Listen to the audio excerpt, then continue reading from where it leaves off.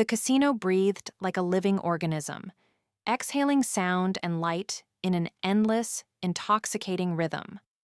Warm gold illumination spilled from the chandeliers and scattered across polished tables, slot machines blinking in manic patterns as if winking at fate itself. Jazz music drifted through the air, smooth and deceptive, wrapping the tension in silk while underneath it all hummed the constant murmur of risk. Every sense was saturated, designed to dull caution and sharpen desire, a place where time dissolved and only the next decision mattered.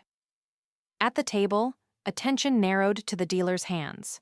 The deck moved with mechanical elegance, cards snapping and sliding in rapid succession, each sound precise and almost surgical.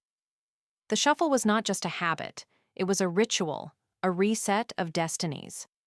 The edges of the cards flashed white beneath the lights, and with every flick of the wrist, probability rearranged itself, invisible yet absolute. Stacks of poker chips sat beside Ruby like miniature towers, their weight both reassuring and terrifying. When they clicked together, the sound echoed louder in her chest than on the felt. Each chip represented minutes of borrowed hope, fragments of a future she was trying to purchase outright.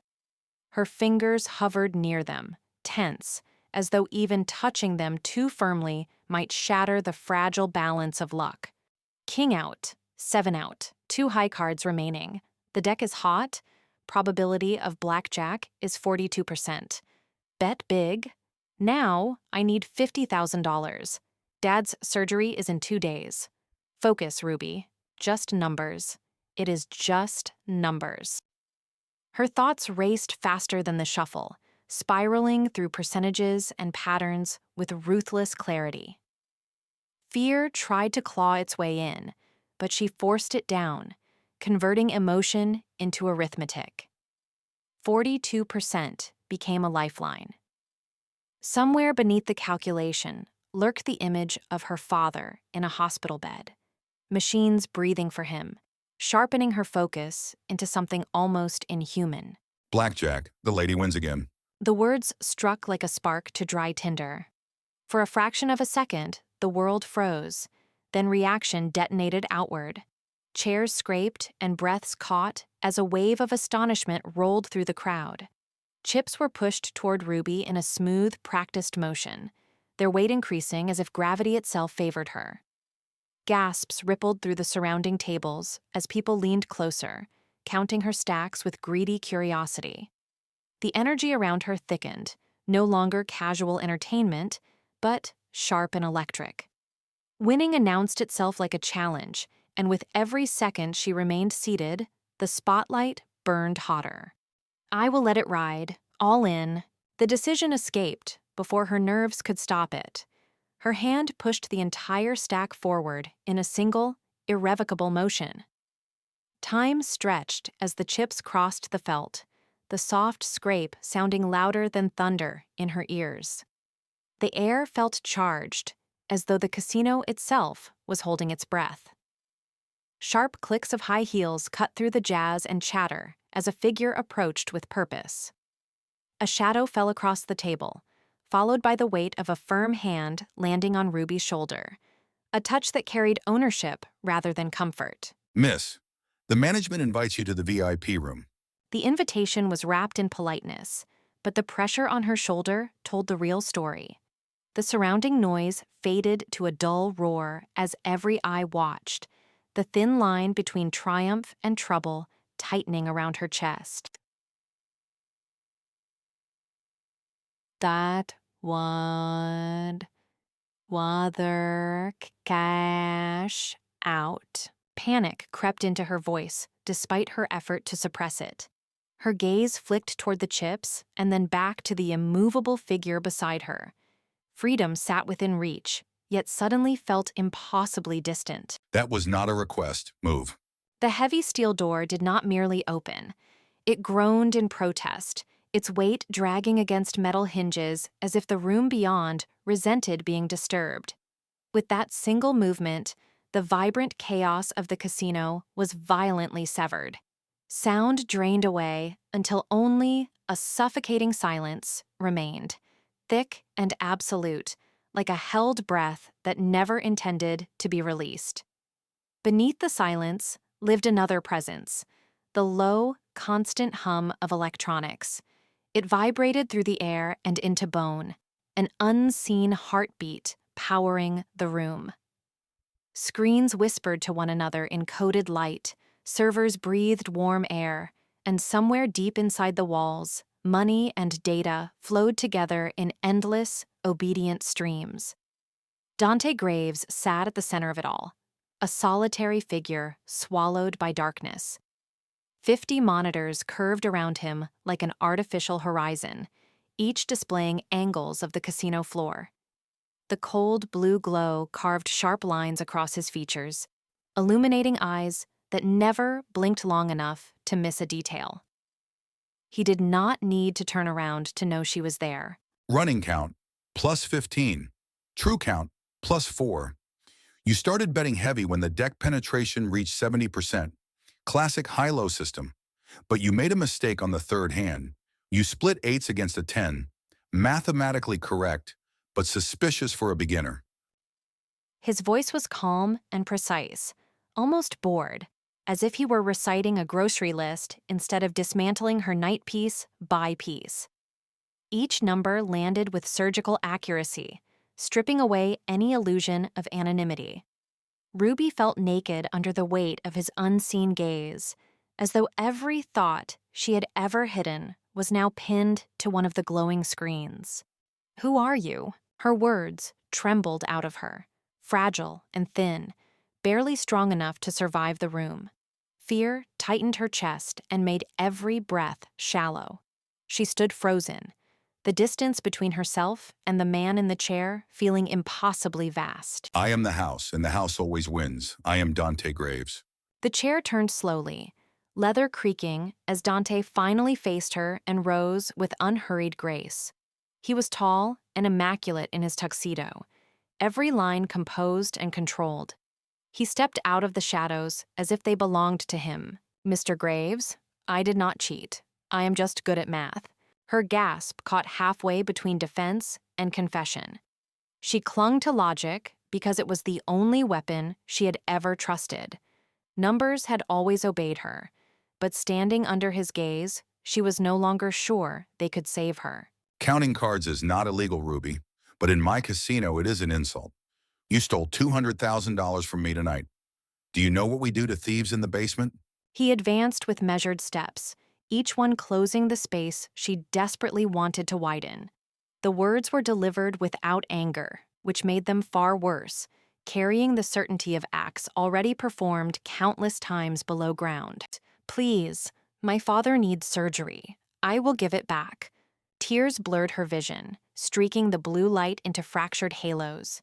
Desperation spilled out of her, raw and unfiltered. This was not strategy or calculation. This was survival. Money is boring. I have enough money to burn this city down. What interests me is your brain. I watched you on the monitors. Your eyes. You see the patterns, do you not? He circled her slowly, a predator tracing the perimeter of its prey. His attention was not on her tears, but on something deeper. To him, she was not a person in pain, but a mechanism of rare precision. "Yes, the numbers float. I cannot turn it off." The confession slipped free before she could stop it. Numbers haunted her vision, demanding to be solved. What had once felt like a gift now exposed her. A beautiful, chaotic mind, wasted on cheap blackjack tables. I have a proposition. He stopped directly in front of her and lifted her chin, forcing her to meet his eyes. The touch was neither rough nor gentle. It was possessive, measuring potential and calculating return. "What?" The single word escaped her.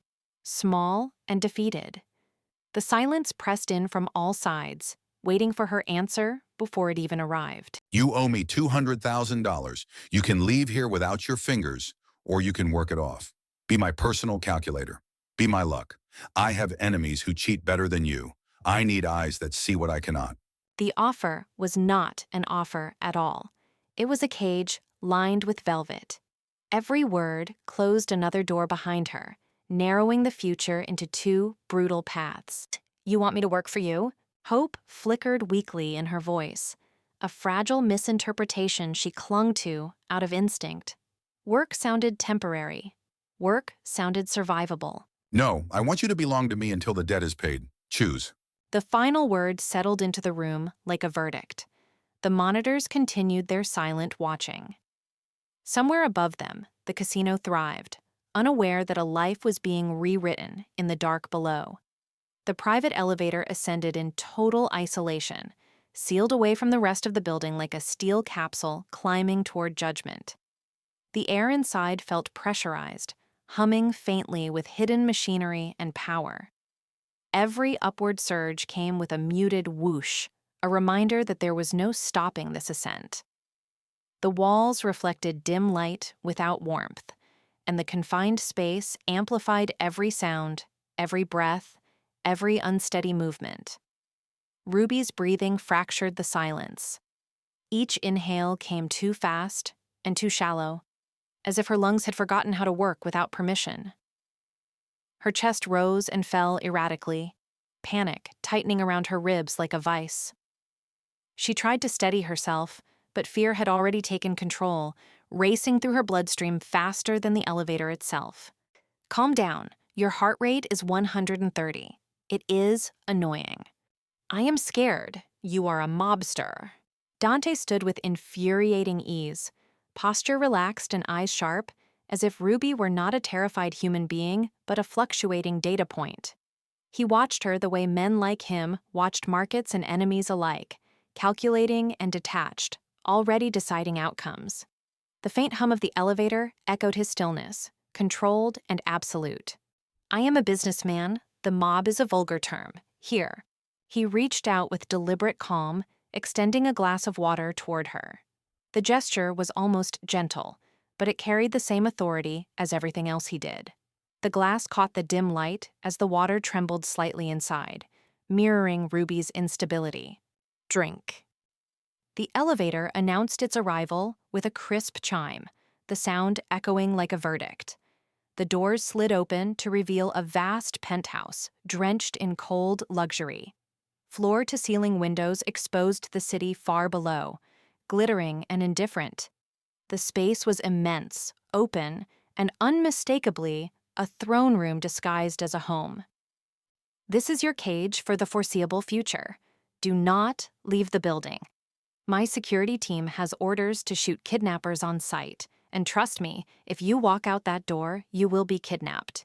The words settled heavily into the room, transforming elegance into confinement. The penthouse was no sanctuary, but a beautifully furnished perimeter. Every polished surface, every hidden camera, and every silent guard beyond the walls reinforced the same truth. Safety and captivity had merged into one. Why? Because now the world knows you beat Dante Graves. That makes you a valuable asset, and I protect my assets.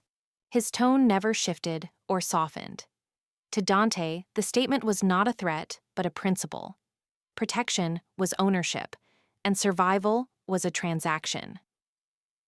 Ruby stood at the center of it, aware that her victory had rewritten her value in a currency she never wanted to trade in. Where do I sleep? The guest suite. He lifted a hand and pointed toward a distant door, sleek and minimalist within the vastness of the penthouse.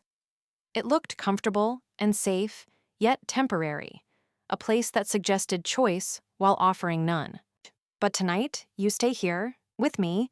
Ruby stepped back instinctively, her body reacting before her mind could catch up. The open space behind her suddenly felt smaller and the air heavier. Every instinct screamed danger as confusion tangled with exhaustion and disbelief. What? You said... A slow, knowing smirk curved across Dante's face. It was not cruel, but confident, the expression of a man who always held the upper hand and enjoyed revealing it piece by piece. Relax, little genius. I have a poker game in an hour with the Russian syndicate. You are going to sit next to me. and you are going to tell me when they are bluffing. The weight of his expectation settled over her like a new kind of restraint. Not chains or locked doors, but purpose imposed without consent. In the penthouse high above the city, Ruby realized she had not been brought here to be hidden. She had been brought here to be used. The dressing room was sealed off from the rest of the building like a private nerve ending, all mirrors and soft, unforgiving light. Marble surfaces reflected everything too clearly. The tension in the air, the tightness in Ruby's shoulders, and the way Dante held the lipstick as if it were an instrument rather than a cosmetic. The room smelled faintly of cologne, metal, and something antiseptic, a place where appearances were not optional, but engineered. Outside this room waited power, money, and danger, but inside it, time slowed to a precise, deliberate crawl. Your face is too pale. You look like a ghost. The Russians smell fear. Put this on. His voice cut through the stillness with practiced calm, not raised, not rushed, but sharpened by experience. He did not ask, he assessed. To Dante, fear was not an emotion, but a liability, something that could be detected, exploited, and punished. The lipstick caught the light as he extended it toward her, a small, vivid object that symbolized control, camouflage, and survival. Every second he waited was another second closer to exposure. I do not wear makeup. Ruby's refusal was quiet but firm, carried on a breath that betrayed more than she intended. Her hands remained at her sides, fingers curled slightly, as if bracing against an unseen current. She had built her identity on being untouched, unadorned, and unmanipulated. Makeup felt like surrender, like becoming something designed for someone else's gaze. Yet the mirrors around her offered no comfort, only the stark truth of how vulnerable she looked under the lights. Come here, sit on the vanity. Dante exhaled slowly before speaking again, the sound less a sigh of irritation than a controlled release of patience. He closed the distance between them with unhurried certainty, guiding the moment rather than forcing it. The marble vanity was cool beneath Ruby when he lifted her onto it, the chill seeping through fabric and skin alike. When he stepped between her legs, the space tightened, charged with proximity, authority, and an unspoken ultimatum. Hold still. Open your mouth slightly. The world narrowed to inches. Ruby could feel the heat of him now, a stark contrast to the cold stone beneath her palms. Her pulse thudded loudly in her ears, a frantic metronome counting down imagined disasters. Every instinct told her to pull away, yet she remained frozen, suspended between resistance and necessity. His focus was absolute, his movements economical, as if everything else had been stripped away. "Mr. Graves, your eyes, they are very cold." She spoke without meaning to, the observation slipping out on a shaky breath. Up close, his gaze was unsettlingly clear, devoid of warmth or doubt. It was the look of someone accustomed to risk, someone who measured outcomes rather than feelings. To Ruby, those eyes felt like winter glass, beautiful, precise, and capable of cutting deep if handled carelessly. Her heartbeat surged, loud enough that she was sure he could hear it. And your lips are very warm. Do not talk. I need you perfect. The lipstick touched her mouth, and the sensation was unexpectedly intimate.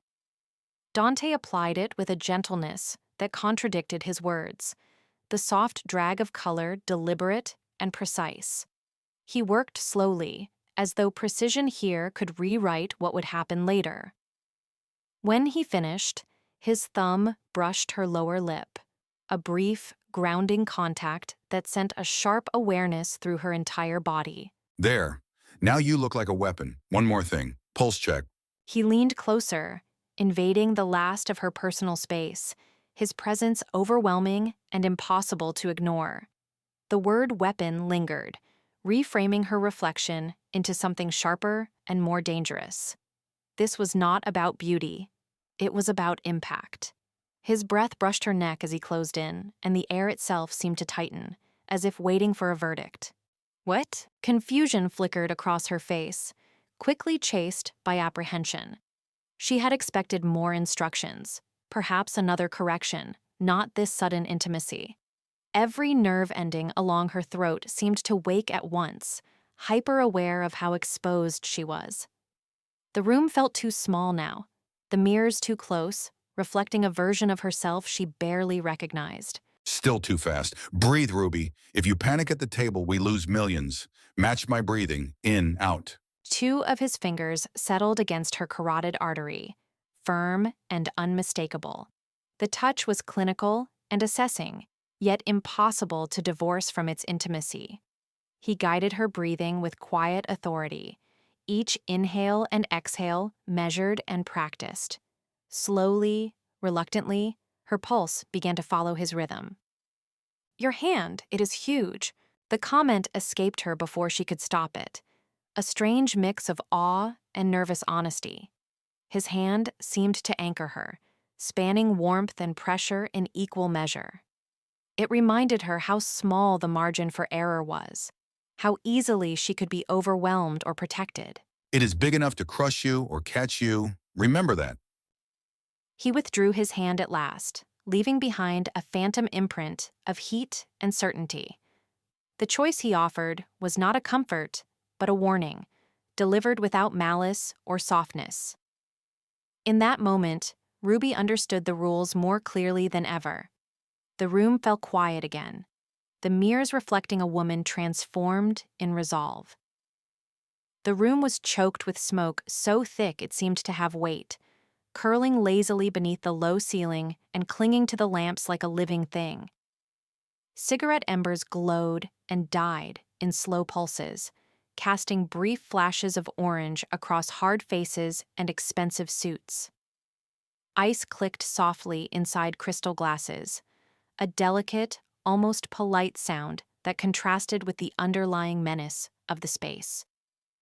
Around the table, men murmured in heavy Russian accents, their words blurred together into a low, predatory hum that suggested deals made, threats implied, and violence patiently waiting its turn. At the center of it all sat the table, its felt worn smooth by years of cards, coins, and bloodless wars. Each time the deck was handled, the sound of cards being dealt whispered across the surface, precise and ceremonial. The dealer's hands moved with mechanical calm, flicking each card into place as if the outcome were already decided. Every player watched, eyes sharp, bodies still, the tension coiled so tightly it threatened to snap. Mr. Graves, you raise again. You have nothing. Volkov leaned forward as he spoke, his broad shoulders blocking the light for a moment. His voice carried the confidence of a man used to intimidation, thick with an accent that sharpened every syllable into something almost threatening. His gaze bored into Dante, searching for weakness, for hesitation, for any sign that this latest raise was desperation rather than dominance. I have everything, Volkov. Dante did not rush his reply. He sat back slightly, posture relaxed, fingers loose around his glass, as if the outcome of the hand barely concerned him. There was no tremor in his voice, no edge of uncertainty. Calm radiated from him, the kind of calm that unsettled men like Volkov, far more than bravado ever could. Ruby? At his side, Ruby leaned closer, her presence subtle yet electric. The world beneath the table and between breaths seemed to narrow until it was just the two of them sharing the same space, the same quiet understanding. Her eyes flicked briefly toward Volkov, then back to Dante, calculations already forming behind her steady expression. He blinked 3 times. His vein is throbbing, and the probability of him having the ace of spades is 2%. He is bluffing. "Raise him." Her whisper was barely audible, a thread of sound meant only for Dante. As she spoke, she cataloged every tell with ruthless precision. The blink, the pulse in Volkov's temple, the microscopic shifts in his posture. Numbers and instincts aligned seamlessly in her mind. Cold logic cutting through the haze of smoke and fear. Despite the danger of being so close to power and violence, her analysis was unwavering. All in, 1 million. Dante's hand moved decisively, gathering a massive stack of chips and sending them forward in one clean motion. The chips clattered loudly as they hit the center of the table, a sound that echoed through the room like a challenge. The gesture was absolute, leaving no room for retreat. For a brief moment, even the murmurs around the table fell silent. You are crazy. Volkov's composure finally cracked. He slammed his palm against the table, the impact rattling glasses and sending a sharp crack through the smoky air. Anger flashed across his face, followed quickly by something far more dangerous: uncertainty. His eyes darted between the chips and Dante's expression, searching for a tell that never came. I fold. With a sharp, frustrated motion, Volkov shoved his cards away. The decision was final, heavy with resentment. Around the table, a few men shifted in their seats, acknowledging the shift in power without daring to comment. The dealer reached forward, already pulling the chips toward Dante. Good girl. As Dante collected his winnings, the tension bled out of the room in slow increments. Chips slid toward him in neat stacks, tangible proof of his victory. Beneath the table, unseen by anyone else, his hand settled on Ruby's thigh. The contact was deliberate and possessive, his fingers squeezing gently, a private punctuation mark on the public triumph above. The touch sent a quiet current through Ruby, her muscles tightening before she could stop them. It was an intimate contrast to the cold menace lingering in Volkov's stare, a reminder of where her safety and her danger truly lay. Above the table, nothing appeared out of place. Below it, everything was charged. You just made me $1 million. Try not to tremble so much. Volkov is looking at you like you are dessert. Dante's whisper brushed her ear, low and controlled.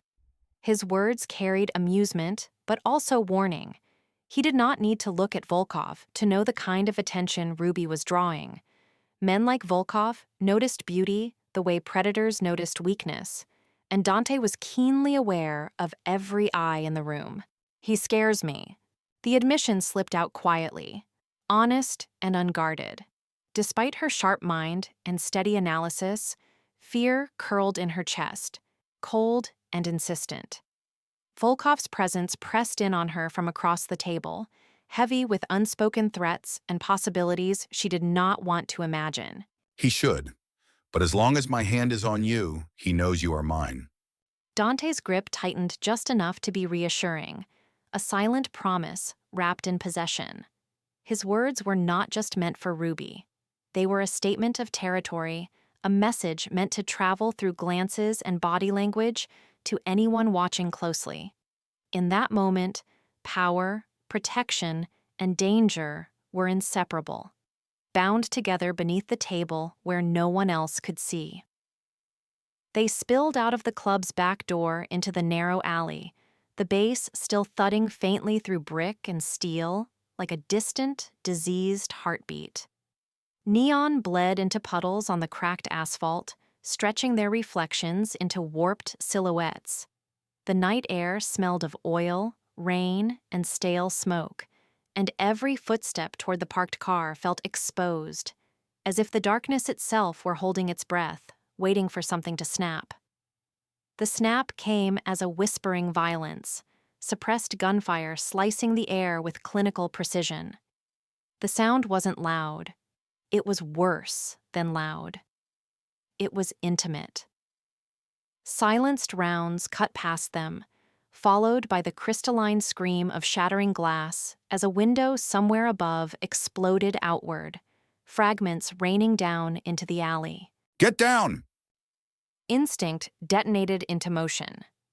Damon lunged without thinking, his shoulder slamming into Ruby as he drove her hard to the ground. He folded over her, turning his body into a shield, absorbing the chaos and the unseen trajectories meant to end them. Time stretched thin, each heartbeat a thunderclap. More shots stitched the night, chewing into brick and metal. Somewhere close, an engine roared to life, and tires screamed against asphalt as a vehicle tore away down the alley. The attackers fled as abruptly as they had struck, leaving behind only the echo of fear and the sharp, metallic taste of survival. Oh my God, oh my God. Dante crouched beside Ruby, his voice steady by force of will as his eyes scanned her in rapid, ruthless assessment. Blood darkened the fabric at his shoulder, the pain hot and insistent, but he locked it down and shoved it aside in favor of what mattered. Are you hit? Ruby, look at me. Count for me. Count backwards from 100. 199, 98. You're bleeding. Your shoulder? Dante glanced at the wound with dismissive precision, fingers testing the damage. The tailored suit was torn and soaked, ruined beyond saving. The flesh beneath burned, but the bullet had only grazed him. He rose to his feet and hauled Ruby up with him, hands roaming her arms, her sides, her back, frantic despite his control. It's a graze. The suit is ruined. A shame. Did they touch you? No, you covered me. The alley seemed to shrink as Dante cupped her face and forced her eyes to meet his. The restraint he wore in public cracked, revealing something feral and ancient beneath. His pupils were blown wide, breath tight, every muscle coiled around the fragile fact that she was still standing. If they had touched you, I would have carved their hearts out with a spoon. Driver, back to the penthouse. Lockdown mode.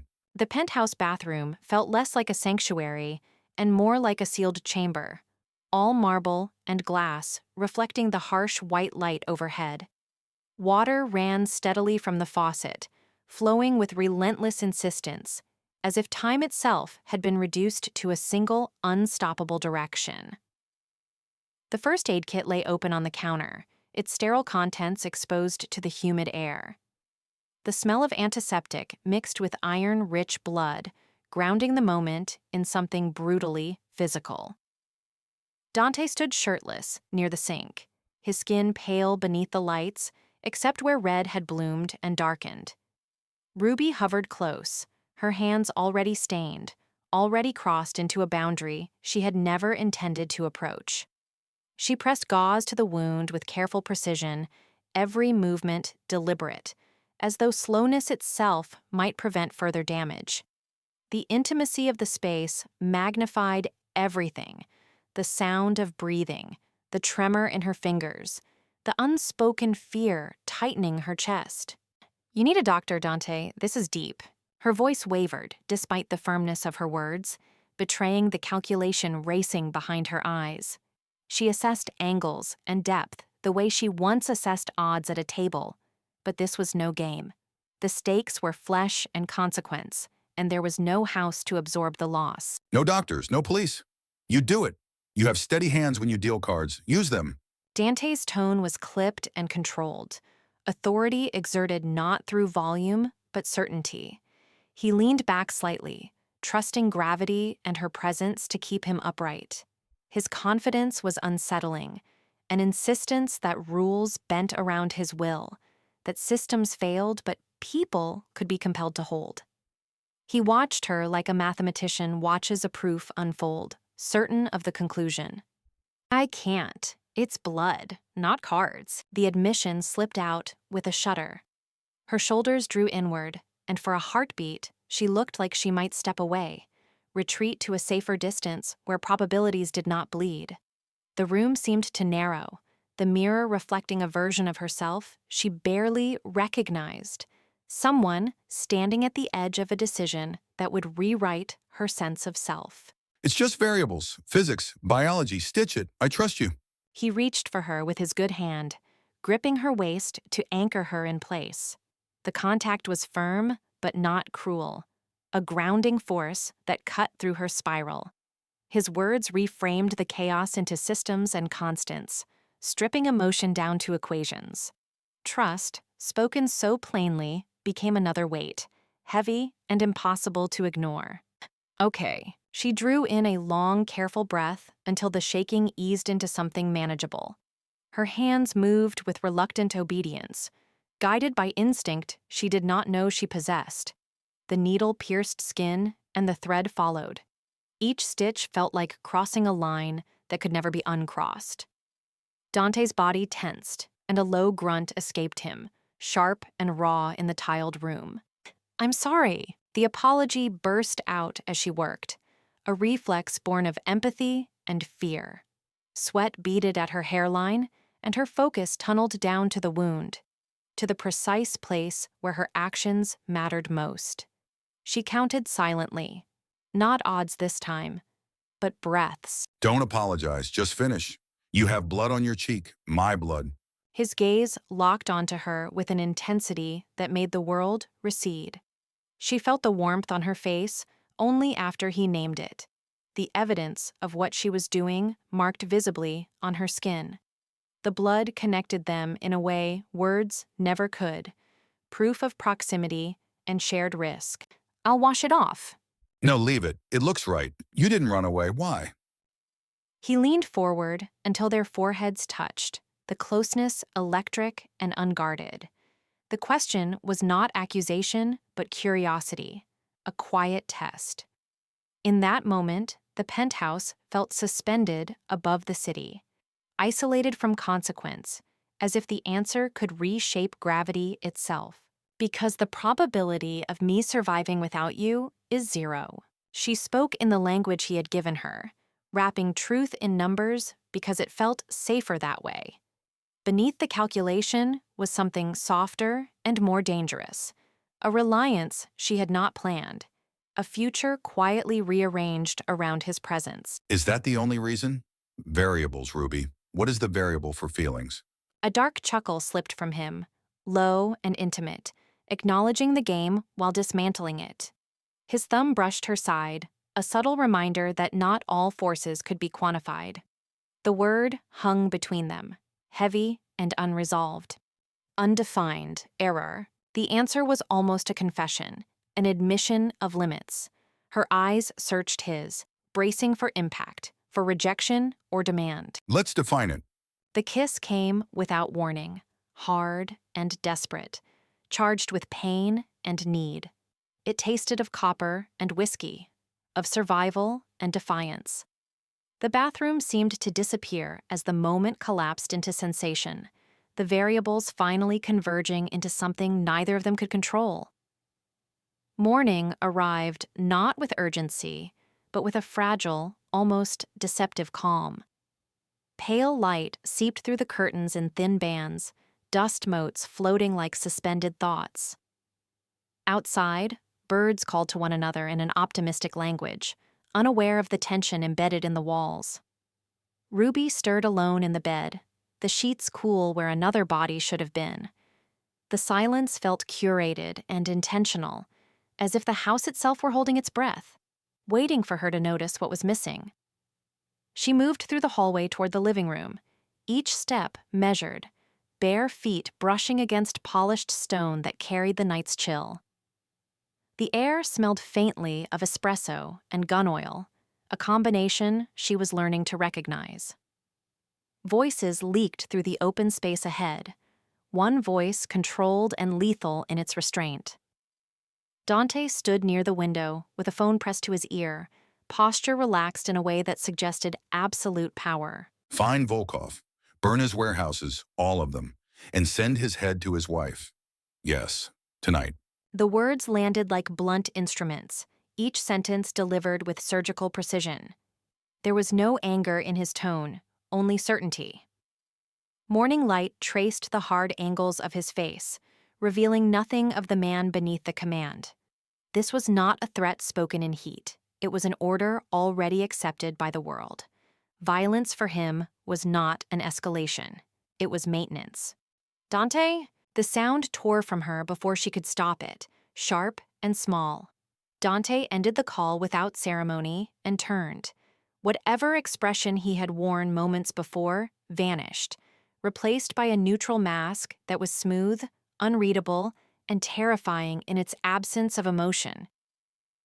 The distance between them suddenly felt charged, like the space before a storm breaks. Go back to bed, Ruby. Business.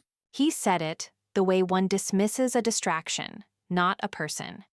Ruby's pulse thudded in her ears as the reality of what she had overheard settled into her chest.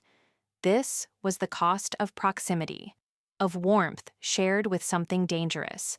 The house, moments ago serene, now felt like a gilded cage with invisible bars closing in. "You are going to kill him because of the ambush?" Her voice trembled despite her effort to steady it. She searched his face for hesitation or doubt, anything that suggested limits. Instead, she found only resolve, ancient and immovable, as if it had been forged long before she entered his world. The question was already answered. She was only confirming the shape of the nightmare. Because he looked at you. Because he tried to take what is mine. Possession hung in the air, heavy and absolute. Dante's gaze never wavered from her eyes or from the claim embedded in his words. To him, cause and justification were interchangeable. Desire equaled ownership, and threat demanded erasure. The logic was flawless in its brutality, and that was what frightened her most. "I am not a chip, Dante. You cannot just kill people for me. This is insane. I want to go home." The protest burst free, fueled by fear and a stubborn need to remain human in a world that reduced everything to leverage. Her hands curled into fists at her sides. Home tasted like memory and safety. Saying it out loud felt like a lifeline thrown into dark water, something she hoped he could not sever. Home.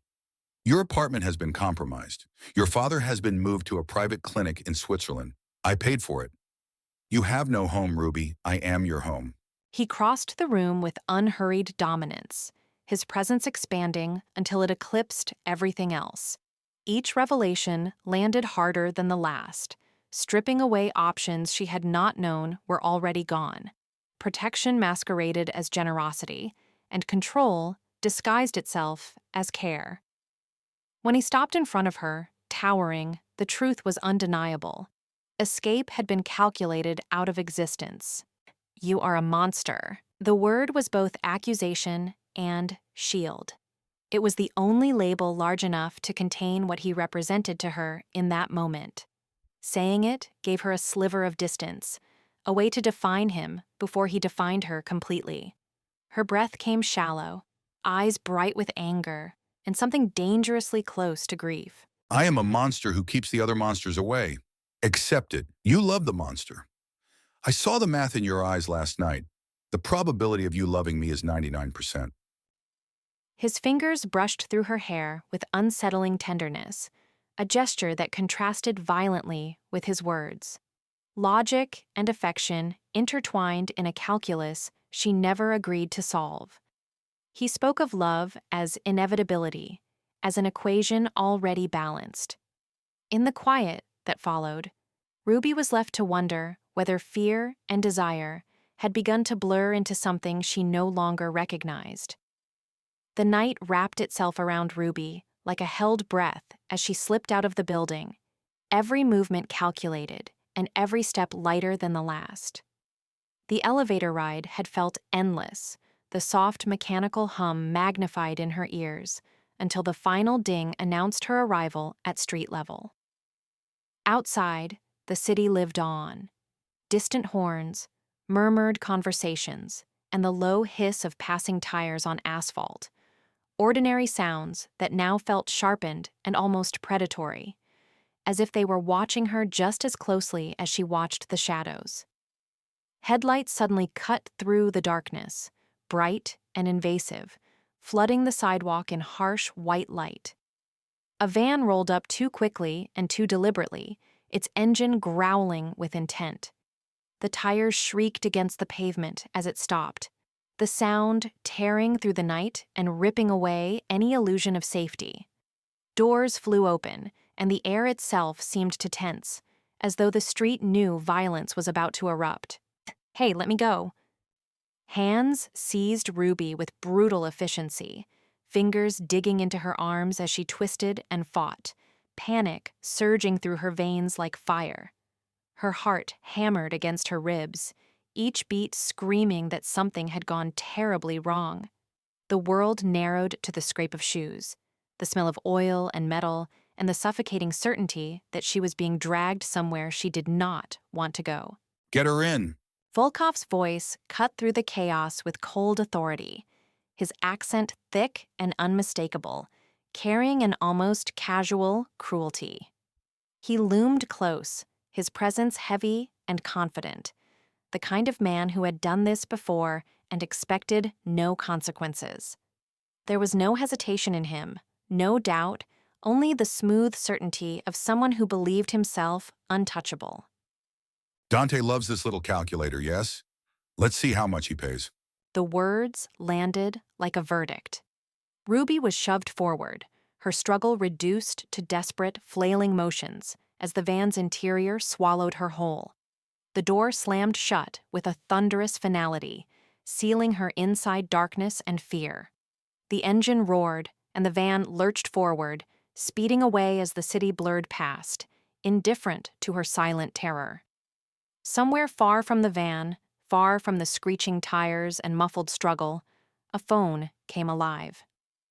The line connected with a soft, almost polite click, a fragile sound that belied the storm it carried with it. Volkov. Dante's voice was terrifying in its calm, stripped of anger, yet saturated with promise. Each word was measured and deliberate, as if he were already standing over the aftermath and already certain of how this would end. You have taken something. You think you have leverage. You don't. The silence between his sentences was as lethal as the words themselves, heavy with inevitability. It was the sound of a man who did not negotiate, who did not bluff, and who spoke only in conclusions. You have just signed your death warrant. Open the door. Look outside.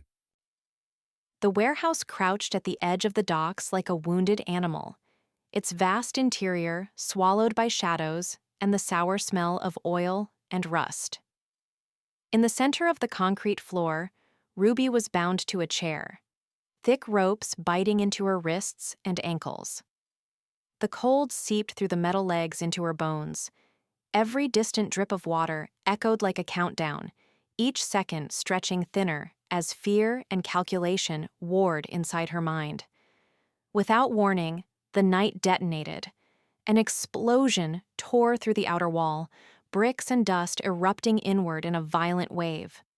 The blast punched the air from the room, turning silence into chaos. Debris clattered across the floor as smoke rolled in heavy clouds, carrying the sharp tang of explosives.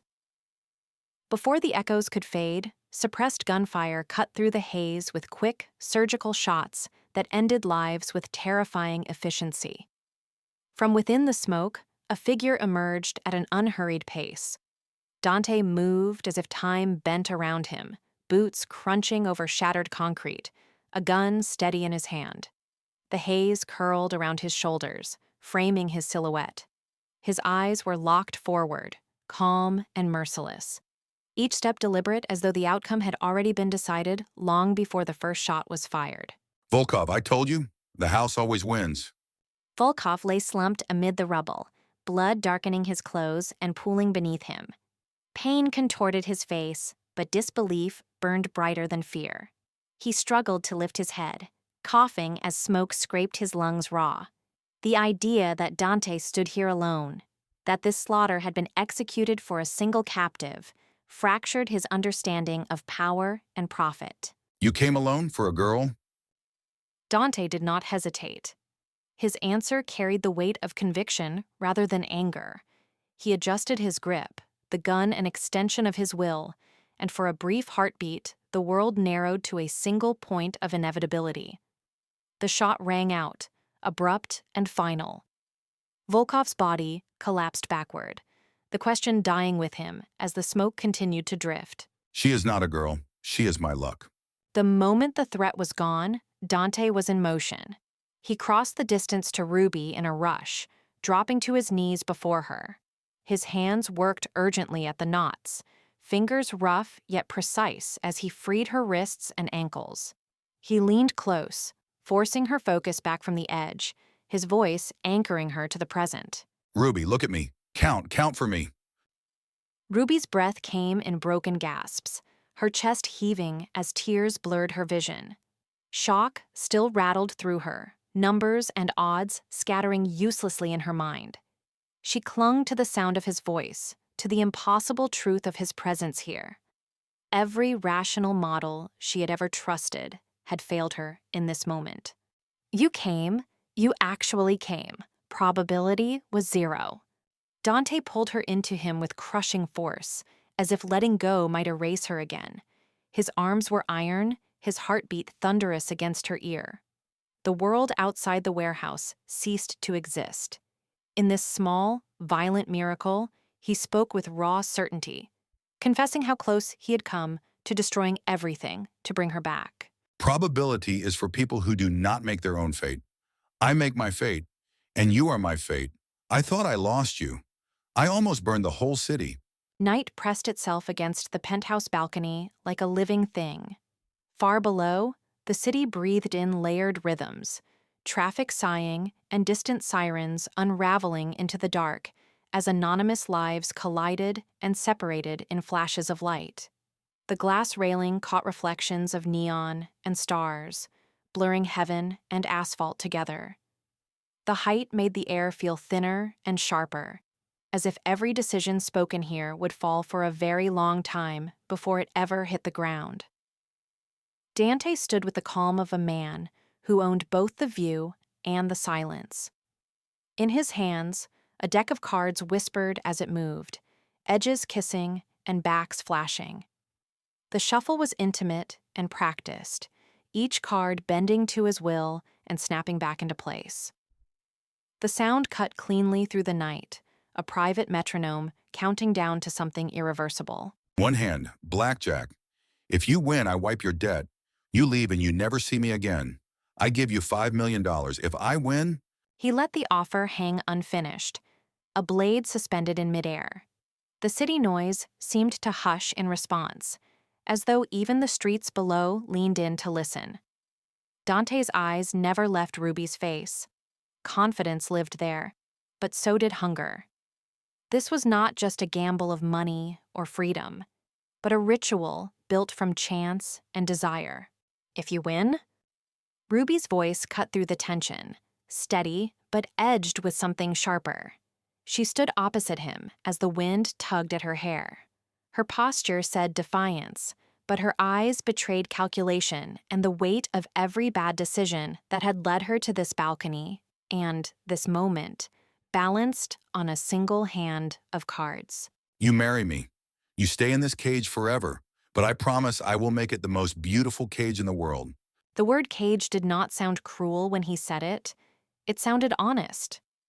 Dante did not pretend to offer freedom. He offered luxury, devotion, and bars gilded so finely they might feel like choice. The promise was terrifying, precisely because it was sincere. You shuffled. I lost the count. It is pure luck now. Her gaze dropped to the deck, following it as though the answer might be hidden between the patterns on the cards. She had trusted numbers once, trusted herself, and now all of that was gone. Luck replaced logic, and faith replaced control. Exactly. No math, just faith. Deal? He extended the question like an open palm. Not a command, but an invitation. Dante lived in a world where everything could be calculated, bought, or stolen. Yet here, he stood asking for faith. Deal. The words settled between them with a finality that no contract could match. The night air tightened with anticipation. Somewhere below, a horn blared, a reminder that life went on regardless of promises made on balconies in the sky. Cards moved from hand to hand in a clean ceremonial deal. Each card slapped softly against the surface and lay still, face down, keeping its secrets. Time stretched until the moment felt less like a game and more like judgment. I have 19. She said it calmly, but her pulse betrayed her. 19 was close enough to victory to taste. Hope flickered, dangerous and bright, lighting up futures she could still choose if luck was kind. Show me. There was a deliberate pause before he spoke. Dante knew the power of waiting, of letting anticipation do half the work for him. His confidence simply watched. 19. She flipped the cards, exposing them to the night. The numbers stared back, undeniable, and for a heartbeat, the city seemed to hold its breath with her. 20, I win. His cards followed, smooth and unhurried. 20, perfect in its cruelty. Whatever fell away in that instant fell quietly, without ceremony. You cheated. I saw you palm a card, Dante. You switched the king. A smile curved her lips as she spoke, not angry and not surprised. The accusation sounded almost affectionate. She had been watching him as closely as the deck. I told you, I am a criminal. I cheat to get what I want, and I want you. He did not deny it. The confession came easy, wrapped in a smirk that dared her to be offended. Want, for him, was justification enough. I know, I saw you cheat, and I did not say anything, because I wanted to lose. She stepped into him, closing the last inches of space. Losing had been an act of will, not weakness. In that admission lived surrender and control braided together. Then we both won. Come here, Mrs. Graves. Let us go count some stars. His laughter rolled deep and genuine, breaking the tension. He drew her closer as the city sprawled beneath them, and the stars burned cold above, indifferent witnesses to a promise sealed not by fate, but by choice.